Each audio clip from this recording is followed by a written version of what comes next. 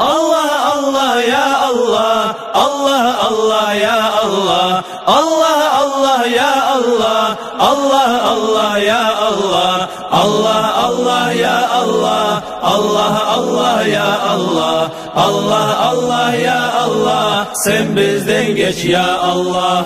Bismillah bulan başlap, beni kalamım yaza, noksan sıfattan Allah, seni ete biz taza. Sen bilsen ortakçım yok, güçlüsün kudratlısan, alimler maktav etken 99 atlısan.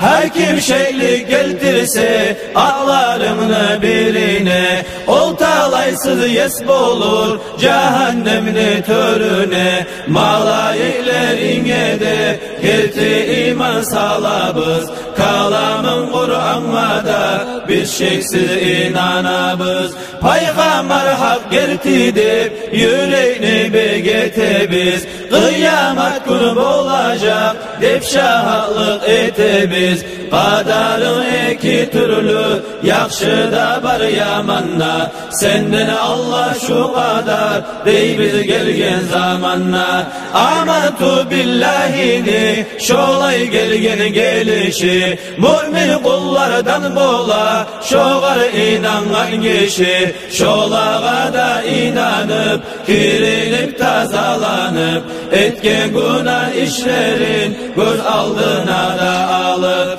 tövbe etip hökünüp ben de ölecek menep, geri urgan zahlanı dağı etmeyecek menep. Namazını orazanı verip maldan zakatını, yürütme getir yeşli Allah borç etken zanı. Namazını kılmay gallar, oraza tutmay gallar, zakatını vermey geller, dinini yürütmey geller. Allah'a şükür etmey, nimetlerini aşaysız, çarkıgız suygen etip kulüp oynap yaşaysız. Oynaysız sınmayacak dep haligi bar güçügüz, Tanrı'na kıyamet gün bolacak hükümçügüz. Köp güçlüler yığılgan bağrın sarı saz kapıp, köp baylar malın koyup yatkallar toprak yapıp. Baylar neye aşağı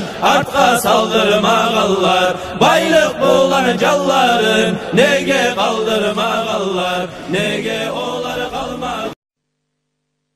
أشرقت نفسي بنور من فؤادي حينما رددت يا رب العباد، وانتشت روحي وصار الدمع يجري.